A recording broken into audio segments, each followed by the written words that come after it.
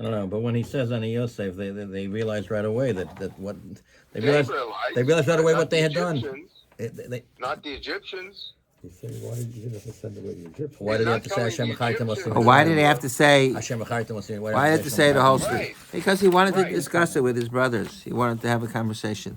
He didn't give them. Okay, He didn't give them much, Musar, but he wanted them to know that I'm the right. same guy that you Okay. sold. That it was Hashem. There's the Okay, famous that's true. Beis Halevi says he Yes. said Oda Vichai. The Medrash Right. says that he gave them Musars. So the Right. question is, where was the Musars? And Beis Halevi says, because he said, "Is my father still alive?" You are hypocritical. You're so worried about my father dying, and you made this whole big speech, Yehuda. And why weren't you worried for the last 22 years that my father would die from the pain? I got him Yamadin, right? Okay, now so that's the those are your very beautiful Maramakomas. I would point out that in our society, the sensitivity to not embarrassing people is like 1,000 degrees below zero. There's absolutely no sensitivity whatsoever. The every I mean, if you read the news, everybody is busy trying to embarrass everybody else, and the concept even. A friend of mine told me that he wrote an article about lashon hara, and somebody who wasn't from read the article and he became about tshuva from that because he said he never heard of such a thing. There's so much sensitivity in Judaism that you not to say lashon hara.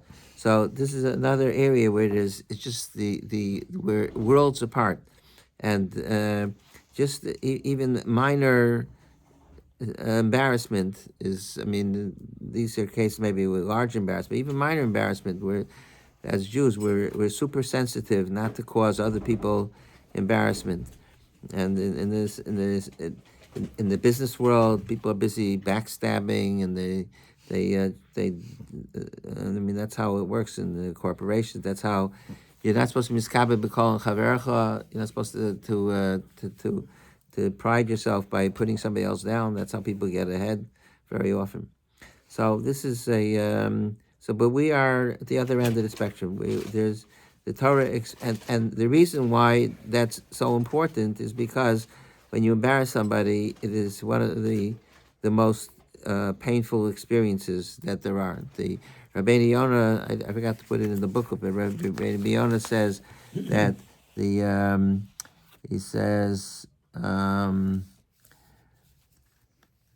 says Kitzar halbana mar mimavis. The pain of embarrassment is more bitter than death. It's easier to die than. You ever hear the expression? I died from embarrassment, because it's just people when they're, and I know people have come to talk to me about situations where they've been humiliated and they can't get over it. They can't let go. I said, just forget about it. I can't. I'm so hurt. Okay, so let's look at page 2. The main focus of our discussion is going to be about the Maisa of Tamar. The Tamar was married to Yehuda's sons, first Er, and then Er died, and then Onan married her, and then Onan died, and then Yehuda and there was another brother. What was his name? Shelah. And Yehuda said, "Why don't you wait until he grows up, and then you can marry him?" And she saw that wasn't going to happen. So instead, she went and she disguised herself and she seduced Yehuda, and Yehuda said he agreed to give her a ravon to like collateral for payment for her, because she appeared as a zona, as a prostitute. So he gave her a ring and a cloak and a staff. So then Yehuda went back to pay her, and he couldn't find her. So, but after a few months, the Yehuda was told that your daughter-in-law was committed znus. The proof is because she's pregnant and she's not married. Yehuda said, take her out and she should be burned. Why such an extreme punishment? She wasn't married. She's about Cohen. Ramban says because she was a Bas Kohen, but it's a separate discussion. So he mutzeis, she was taken out to be burned. The he shalcha el chamea lemar. She sent a message to Yehuda. Leisha sher elo lo anochi hara. The person that the garment and the staff and the ring belong to, he's the person that I became pregnant from him, which was of course Yehuda. So the question is, why didn't she just say, send him a message that you're the father? What are you doing here? So Rashi says, on the left side, I hope you can read it. Lo she didn't want to embarrass him. She didn't want to say, I'm pregnant from you. Whoever it happens to be that owns these things. If he'll admit it, fine. If not, they say they'll burn me. They'll put me in the furnace, and I'll die.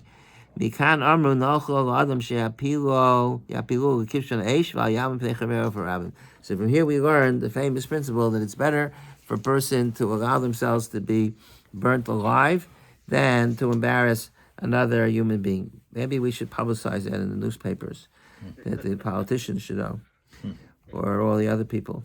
And the newspapers, they should stop writing Lashon Hara. So the basis of this is Gemara and Sota, and Yudam base, and the same Gemara appears in Bava Metzia and in Ksuvis. So the Gemara says, where it's underlined, V'hi shulcha el chamel, lemer isha sher ego lo anochi hara. So the Gemara asks, V'tei miloi meimar. Why does she have to say whoever owns this? Why don't she just tell it to him? Amar Rav Zutra bar Tuvia, Amar Rav, Amar Rav Chana bar Bizna, Amar Rav Shimon Chasida, Amar Rav Yom Shimon Yochai. Nochol Adam Sheipo Atzmo Talkiv Shan Eish. Val Yawam Pnei Chavero Barabim. Minala Mi Tamar. Where did we learn this principle from? From Tamar, because she didn't want to embarrass him. She didn't say, even though he was the guilty party, but she didn't want to say that you're the father. So this principle of that a person should allow himself to be burned b'kif shanesh. The big question is this to be taken literally? Is this a literal statement? And there are situations where we're faced with this problem, that if we'll say something, we might embarrass somebody, and if we don't say something, we ourselves could get into trouble. And we don't usually contemplate whether we should jump into a furnace. But is this real? Is this real for real? Is that what you have to do? You have to mamish jump into a kivshanesh, or is it hyperbole, or it's just drush? That's the big question here. So Tosas says, on the right side near on the Tosas in the section of the Masechah Sota. Tosas says,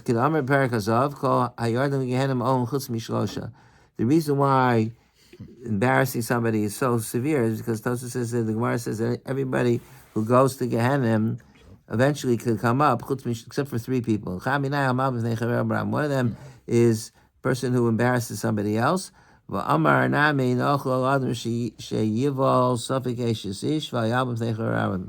a difficult Gemara. That's why I didn't underline it. But it's better you should live with an Eish, you should commit adultery and not embarrass somebody. Why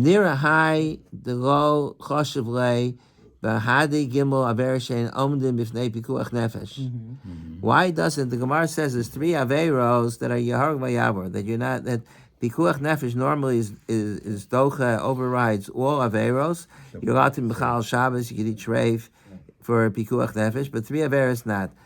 Avodah Zarah, Gil Arayis, Shvichas Damim, the three cardinal sins. So why did the Gemara say there's a fourth sin of being Malbim Pnei Chavero Barabim? Because you see that Tamar was ready to give up her life. So Tosa says, so we would have answered, well, the Gemara is not literal, it's just it's a drush. But the fact that Tosas asked the question means that Tosas took it literally. So Tosas says the reason is because Einim Mefreshes B'Torah. There's no pasuk in the Torah that says you're not supposed to be Malbim Pnei Chavero Barabim, and therefore the Gemara wasn't listing things that are not specifically identified in the Torah. That's That's Tosfos' explanation. But from Tosfos, it's clear That it's literal. that it's literal. On the other hand, the base of Bechira, which is the Meiri that's on the bottom of the page, writes, he quotes the Gemara, and he says, I forgot to say, this is in Brachos. So he says, Derech Tzachos Amro. It's Tzachos means like lightheaded. What? Like a joke, sort of. It's like a guzma, it's like an exaggeration. That it's so bad that, it's worth it to jump into the fire. So clearly, the Meiri holds that it's not to be taken literal, and therefore but Tosfos appears to disagree with the Meiri. Tosfos seems to hold that it is literal. Here, if you could pass this around, this is the Shari Tshuva that I didn't put into the booklet. If you pass it around, you'll see that the Shari Tshuva also takes it literally. The Shari Tshuva was written by Rabbeinu Yonah. It's a classic work on Tshuva. So if you look at the third paragraph, Kuf Lamed Tes, he says, V'hine avaka retzicha. He says, all the Averos, the three Averos, Avodah Zarah, Gila Rayas, Sheikh's Dama, each one has an avak Avodah Zarah, something that's not 100% Avodah Zarah, but it's the dust of Avodah Zarah. The same thing with Arayas. If a person, the example is a person tells a woman she should stand in front of him naked. So there's an avak mitzicha as well. What's that? Halbanas panim. If you embarrass somebody, ki panav yichvaru v'nasmar odem. The Gemara says that when a person is embarrassed, the person, you turn pale white, as like a ghost, like a ghost. Like a corpse. There's no expression like that, but they say you're white as a ghost. But you could be white as a corpse. That's true. A corpse has, because the blood has drained. The heart's not pumping. Therefore, it's like murder. The second reason why it's like murder. The first reason is because the blood drains. The pain, what I quoted you before, the pain of being embarrassed is more bitter than death. That's why Chazal said that it's better to kill yourself, commit suicide. They didn't say that by other averis, even the other three cardinal sins. Embarrassing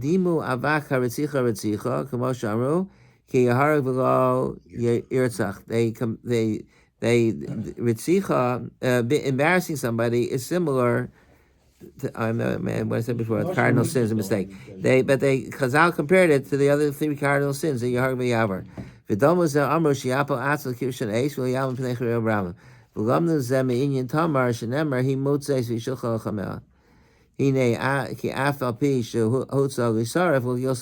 Even though she was being taken out to be put to death, she didn't reveal. So Rabbeinu Yonah also seems to hold that it's literal, because he says it's avak ritzicha, and just like the avak avodah zarah and avak gili arayis are not just drush, but those are things that are yahar v'yavor.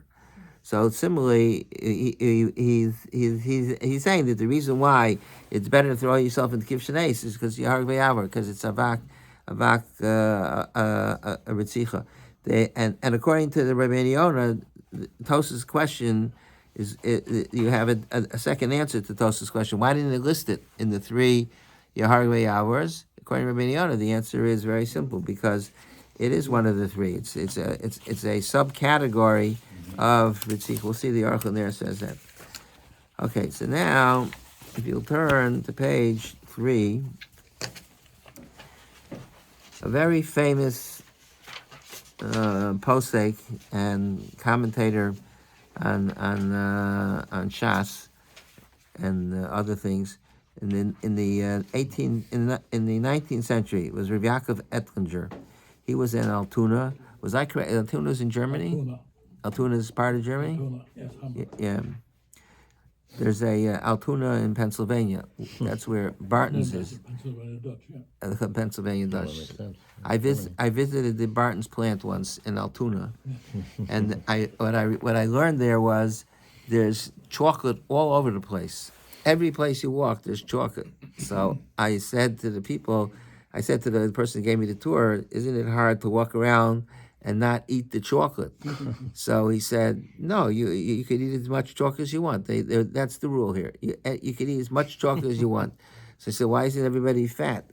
So he says, because nobody wants to eat the chocolate. When you have so much chocolate, you don't want to eat chocolate. It's like nauseating. That's what I remember from my tour, about 35 years ago. So the Rav Yaakov Ettlinger was in Altoona, and he wrote his most famous work is the Aruch LaNer, which is a commentary on about 7 or 8 Masechtas. I just saw a Lakewood found a manuscript with Aruch LaNer and some other Masechtas, but he's a very popular Achron. He's very, very clear, very easy to understand, and he's like in the yeshivas when they go to Masechta, they have this farm for the Masechta in a separate section. They always have an Aruch LaNer if it's available for that Masechta. So he poses the following question, and if you look at the second paragraph, instead we'll go back to the first paragraph in a minute. Kvar Rosi, he wrote this in Altoona, Tafresh Yud Gimel. Tafresh Yud Gimel, I think, is 18, I think I wrote it down someplace now. 1853, I think. 1852. Okay, so he says, Kvar Rosi, Hayarti, Al Inyan Gesel B'Makam Pikuach Nefesh. I alluded to the fact that there's a question about he not alluded. He discussed in the previous tshuva. He talks about are you allowed to steal if it's pikuach nefesh? If you're a fugitive from the Nazis and you're running away from the concentration camp and you have nothing to eat, are you allowed to steal? So you should be able to survive. Because after his conclusion was that it's a machlokas. Now I want to ask something similar. Are you allowed to save your life by embarrassing somebody else? So he says, "V'hine b'siman hakodem kvar ha'arti lefi ma'adarminim b'mitzia kol malbim b'nei chaver barabim ki'ilu shofech damim." If the Gemara says that the malbim b'nei chaver barabim is the same like shofech damim, like murder, im kain shave ha'avanas p'nei chaver l'ritzicha. So that means that embarrassing somebody is like committing murder. K'moshe ritzicha yahar v'yavor. So obviously, if the Gemara is making that comparison, so just like Ritzicha is Yehareg V'Yavor, so the din Huadim B'Habanas Panim should be Yehareg V'Yavor. But he says that is not that raya is not valid. That proof is not valid. He says why? Al Shisham Kasafti should be Zayin raya. Dim came Gam B'Vidui Hamoados. If that's the case, if you make fun of a yontif, in the Makkos it says the Havik Obed Avodah Zarah, go Yamo Bifnei Pikuach Nefesh. If somebody is threatened, I'll kill you if you don't make fun of Sukkos, so it should be Yahar V'Yavor. And nobody ever heard such a thing. She says El Vadai the Lashon Ki'ilu Shedibru Rabbeinu Zal Harbe Pamim. When Chazal said it's ki'ilo, that mevazah modos is ki'ilo, you're over avodah zara, it doesn't mean that it's exactly the same. It means it's an element that's the same. There's some level of similarity. The piece that he's referring to is right on top. It's in the previous tshuva. It's a tshuva to the Maram Shik. So I underlined on the left side in the top. This is Siman Kufayin Av. We're in Kufayin base. He says, Rabbeinu Zal, B'derech Hekesh said, Kol Kois Ki Lovet Azara. Kol Mesaper Lashon Hara Ki Kofu Beaker. They also say if you speak Lashon Hara, it's your, like in Apikaris, Ukidoma, and things like that. Chas v'shalom, you, Rov Yisrael, over there about Azara, V'kofrim. If you're going to take it literally, then you're going to have the majority of the Jewish people are heretics and idol worshippers. There's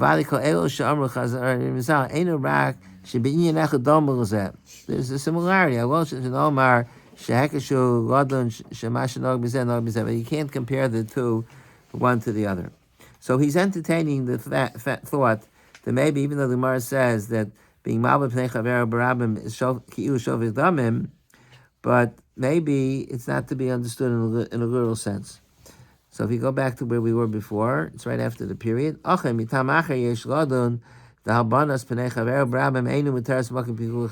another obvious raya that you're not allowed to be Malbim Pnei Chavero Barabim even when it's Pikuach Nefesh. Harei Aminim B'Brachos U'Ishar Duchti. Amar with the Gemara that we just saw. Amar Rabbi Yochanan Mishum Mishum not Rabbi Yochanan Rabbi Yehuda Mishum Mishum Yochai Nochol Adam She Yimtzar Atzmo L'Tzol Kivshan Ha'Eish V'Yalbim Pnei Chavero Barabim Minala Mitamar. We learn from Tamar that you throw yourself in the furnace. To see if he would say V'Hina B'Ksuvos.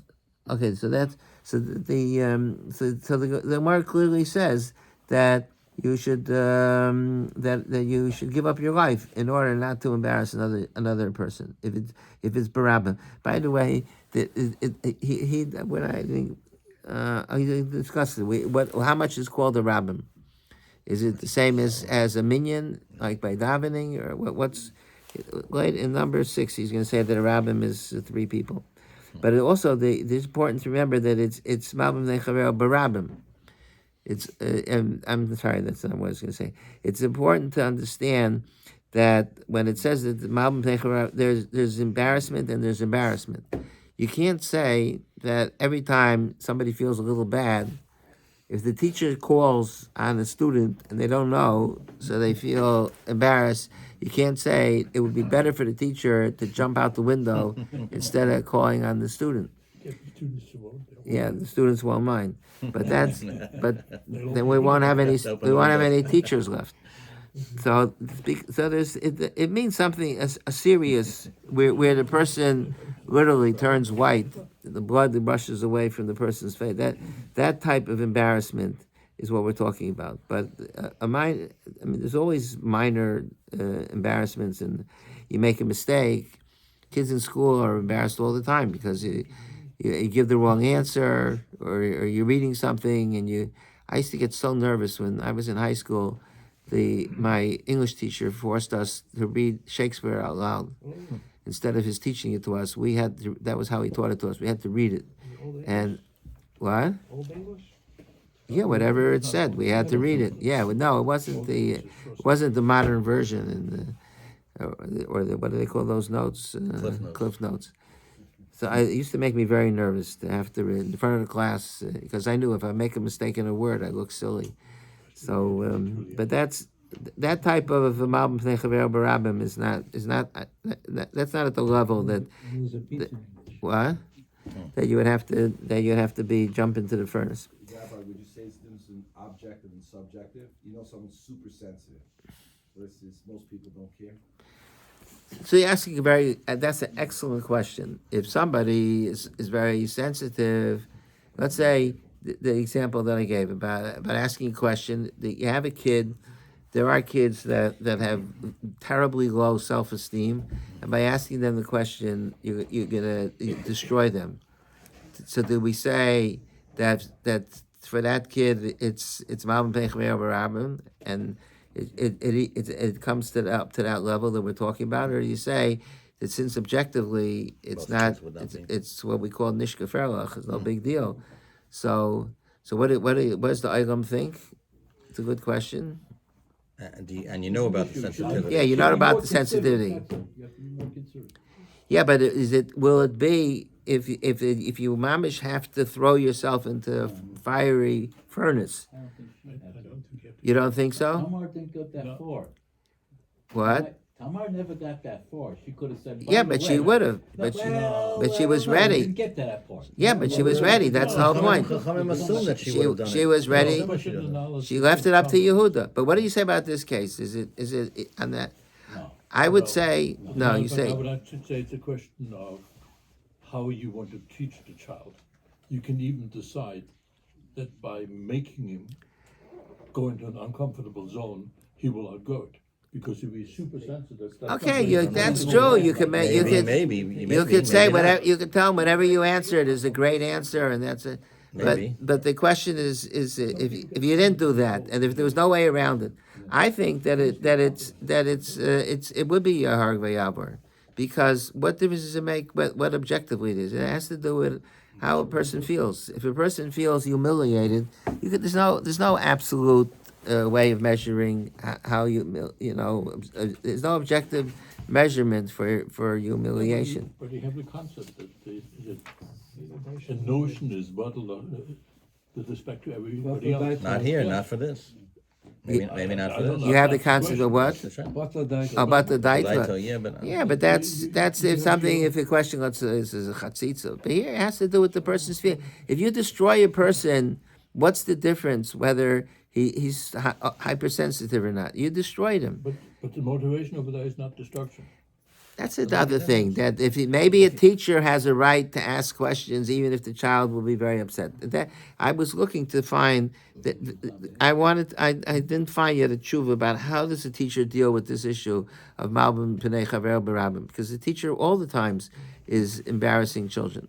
And I think that a teacher and also somebody the Rambam says that if it's for toelas, you're allowed to give musar. I mean, what's my heter to give a drasha every Shabbos? I'm embarrassing the whole congregation. I say you don't point I anybody. say they You don't point I to say anybody in we have to particular. do better, and then but because it's for toelas. And you always say, but I mean me first before I mean anybody else. You always say that. I do. I don't remember. but the Isn't there a heter from Moshe for teachers to embarrass students? yeah, I was looking for that tshuva. Do you know where it is? I'm pretty sure there's a tshuva, but if you could find it for me, I'd appreciate it. Also, Rav Moshe Weinberg has a sefer that he wrote about. Rabbi actually Bechach referred me to it last year. What? Rabbi sent me an email with the tshuva. Oh, terrific! So, I can look it up. so if you could find it and send it to me, I knew in the back of my head Now that, you're embarrassing him. that there was such a. Obviously, it comes up in schools all the time. You know, it says that you're not allowed to ask a shayla to a rav on a different mesechta, and you're only allowed to ask a shayla by Yantiv 30 days before Yantiv. So I could send people away all the time. You're embarrassing me. I don't know the answer to that question. So, but my way out is I say I'll get back to you. That means that's different than saying I don't know. All right, but anyway, I think that's would be my opinion. It has to do with of course, there's ways to do it that it's not the best story I know about a teacher not embarrassing a child. You'll forgive me for repeating it. I love this story. Is with Rav Aaron Leib Steinman.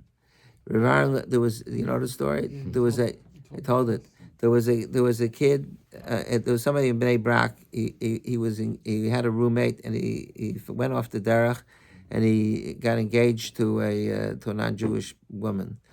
And his roommate said, "Did you tell your parents that you're going to marry her?" And he said, "No." He says, "Well, you have to tell your parents." So he said, "All right." So he called up his father and mother, and he says, "Pop and Mom, I want to come for Shabbos, but I don't want you to bother me. I'm coming with my laptop. I'm going to do whatever I want, but I have to tell you something when I come." So he went for Shabbos, and he told them.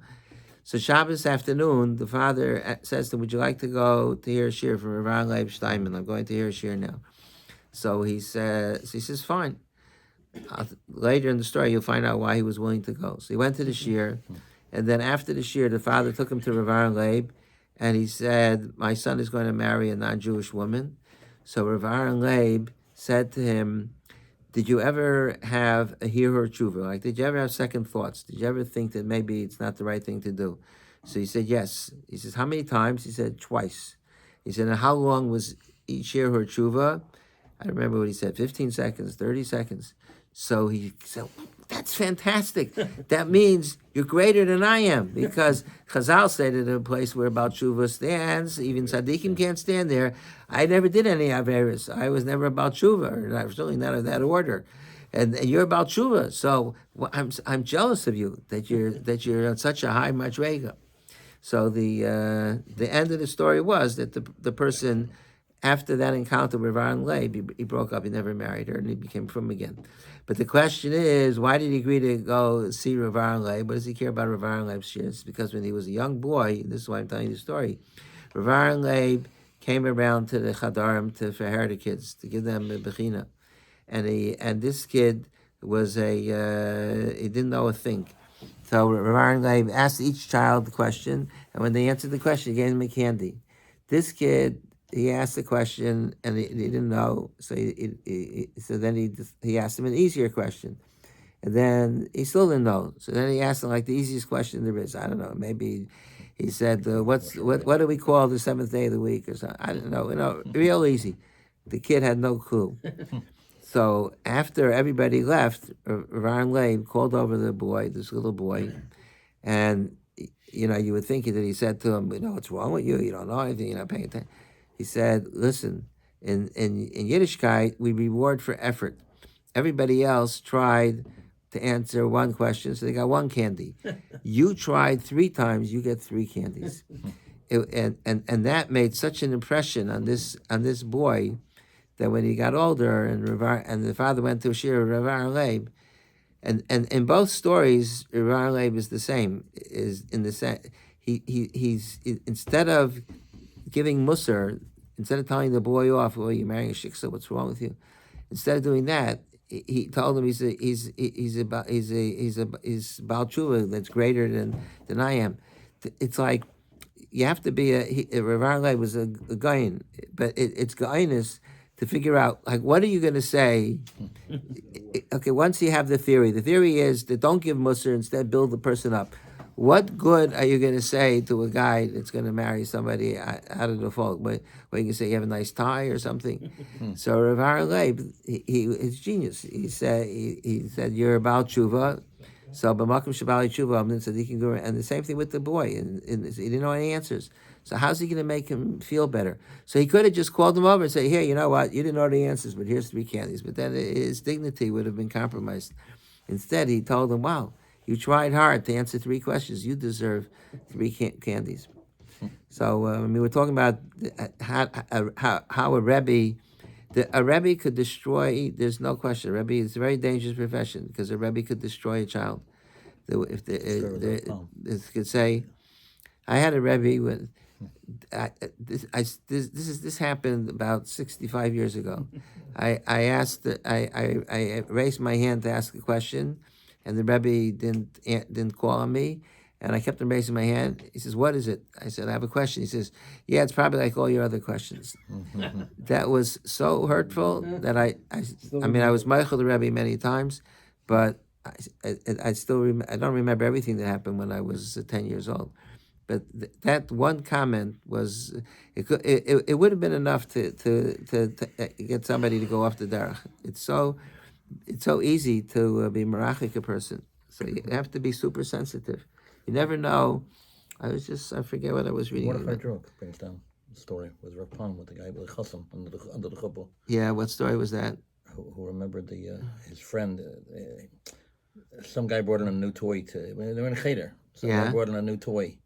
So one kid took the toy during recess. He took the kid out of the thing, started playing with it. And the kid noticed his thing was missing. He said, "Who's?" Told the Rebbe, my toy's missing. Right. So when he said, but the Rebbe was about to call everybody out, ask everybody who took the toy. So the guy took the toy. The guy who stole it put it in somebody else's knapsack. And when the Rebbe went around all the knapsacks, he finds it in there. And he says, "You're a ganaf, you're a ganaf." He starts screaming at him, "You're a ganaf." The guy went off the derech and married a shiksa. And under his chuppah, the guy who's getting married now says, "I'm the one who took the thing, and I put it in there." So Rav Pam said to him, "Look, what you did, you were just a kid. But what the Rebbe did is unforgivable." He said. Wow. There's another story similar where the Rebbe pretended not to know who the kid was. I forgot. I meant to look up the story. I'll find it for next week. I think he brings that on Tamar, actually, on that story about Tamar. On this parsha. Yeah. That's how just with a one wrong word you could turn a person off, and the pen is mightier than the sword. Okay, so So okay, so now so the Aruch there, his question is, so he brought a raya from the Gemara in Brachos that says that it's better that Tamar felt it's better to give up her life. So you see that in order not to embarrass somebody, it's your hard way ever. And then he says number 3, Shuvra isi shadavar mufurish v'tosa sota. The same idea is clear from Tosas and Sota that we saw before. Shekasvu ahad the ayam b'nei chaver baram and b'nira haydel chashu le'vadim averes. Tosas asks, why isn't it included in the 3 cardinal sins? And Tosas says, Mishum le'averes l'banatpayim and mefureshes b'tarav v'l'naki le'averes mefureshes. But it's clear from Tosas that it's literal. It's not just a drasha, but it's to be taken literally. And then you look at number 4. I cut and pasted here. He says, Achem Yidivri Rabbeinu Yonah Lamadu Tiretz Acher Lamash Iksha Tosis. Rabbeinu Yonah has a different teretz to Tosis Kasha. Lama Lakachashav Gam Abanas Panem Badigim Averis Yarg V'Yavar. Why doesn't it say there's 4 Averis to the Yarg V'Yavar? Shekasa B'Shari Chu, which we just saw. Shar Shlishi Ach Shevi Sham the B'Shlosh Averis Yesh Gam Ken Avera. Each one of the 3 sins has a dust of the Aver, which means there's a level of the Aver, even though it's not full fledged. The Yarg V'Yavar, nonetheless, the Yarg V'Yavar, Kagon his Rapos Matzi Ashera, to have benefit from Avodah Zarah, even though you're not worshiping Avodah Zarah, but even just the benefit is Avak Avodah Zarah. Oh, Shetisaper Imo Linyagil Arais, or you want to talk to a woman in inappropriate circumstances. So the Rabbeinu Yonah says that the avak ritzicha is embarrassing somebody. We saw his face turns white. The blood rushes out. It's like murder. Chazal also say it's more bitter than embarrassment, more bitter than death. Okay.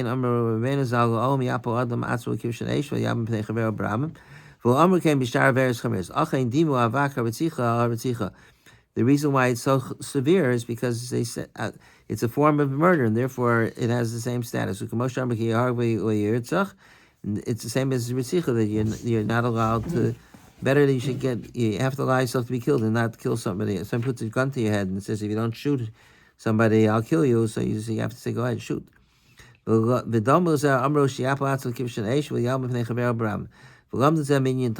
from Tamar. Hine. So now Rabbi Edinger is saying, Hine ki afsha hotziyu l'sarf lo gilsa ki, or maybe this is part of Rabbeinu Yonah. Lo gilsa yasi haram Yehuda shlo ben panav. This is the end of Rabbeinu Yonah. At Kalashana. Harei shekosov gam ken kamoshet. So you see the Rabbeinu Yonah is on the same page as Tosis. That it's literal. That if it's question embarrassing somebody, it's Yarg V'Yavar. Raksha Hosif Shu B'Chlal Ritzicha the Mikri Avak Ritzicha, but he just has a different explanation why it's not one of the 3. According to Rabbeinu Yonah, the teretz to Tosas Kasha is easier according to Rabbeinu Yonah. Shreigam Avak Avodah Zarah Kolon Sabas Be'Shera. Similar, because just like it doesn't list the avak avodah zarah and avak ilarayis lamal l'fan varuma l'davrima gamkin lo kachashav havadin nashad. They're not listed separately. So this is just an extension of the being embarrassing somebody is an extension of the primary sin of committing murder. L'chein kashli al poskim bi'ardeya shelo hiskiu rak avak avodah zarah l'srapos matzi asher. So he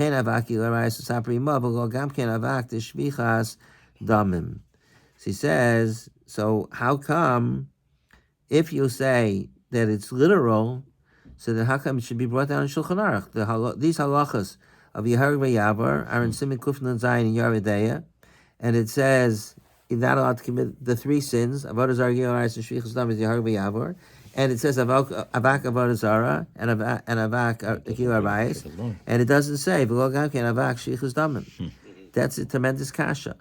So he says the teretz is that they say the expression the kasha is better than the teretz. V'ulai nir mezev mashakasa ramah v'chol isar avodah zarah gilurayis shvichus damim aful b'shem bo misa rak la'abam atzarach li'ar b'yavar. The Ramah says that any form of these three sins is Yahar Ve'avar. But it's difficult. So he says, well, what does he mean that if you're over a lav, but it's not a full you're not chayiv misa for shvichas dam, it's shvichas dam. If you no, it's shaper the mal pnei chaver who lav the los isol lochin. Okay, maybe I spoke too harshly. Maybe it is good, but it's still troublesome. Why did the Ramah rely on that? He should have said explicitly that he was explicit when it came to Gila Rash Damim. He didn't just make a general statement that any avak is like the same thing as the essential iser. So he should have. Why was he for the other two averas? He was explicit when it comes to Gila Rai to Shvichas Damim. He didn't. So that's a very strong raya that that it's not literal. That would be in support, at least the way the Shulchan Aruch would paskin, that the Shulchan Aruch would hold like the Meiri, that when it says Noach Adam, it just means that it's a good idea, but it doesn't mean that you're mechuyev to do it. Then he says Uman Nikra Rabim Lian Zeh. I mentioned this before. What's called a Rabim? Kasav upon Meir Sham Bezel Sham Mistaver. The Rabim have a kol sheyeh shalosh dahainu hu u'shnayim imo. The Rabbim is if the person who's making fun of the other guy together with two other people, that's called a Rabbim.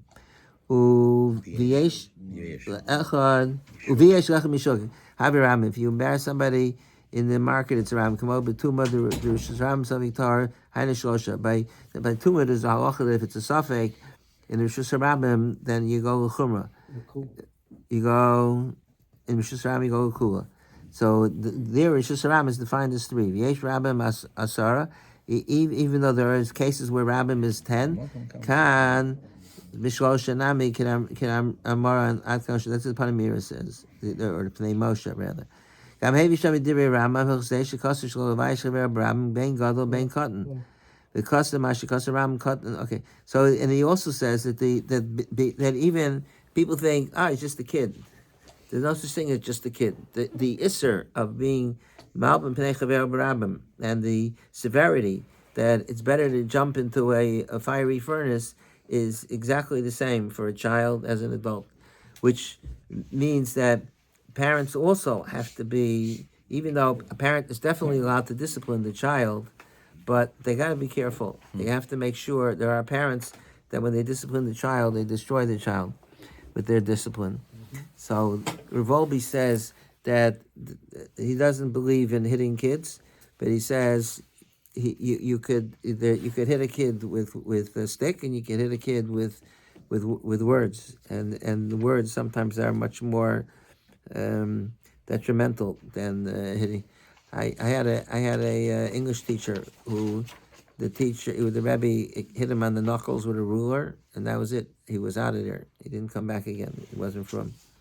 But you could do the same thing with putting the child down. So okay. So now I just to show you the last paragraph. He says the Yotzel if he said the Milcha Hatza Atzmi Misa Ayidei Shivayish Gadol Katan the Margish Busha Bifnei Shnei Yishem Chayv Limsa Atzmi Misa V'lo Yivashenu.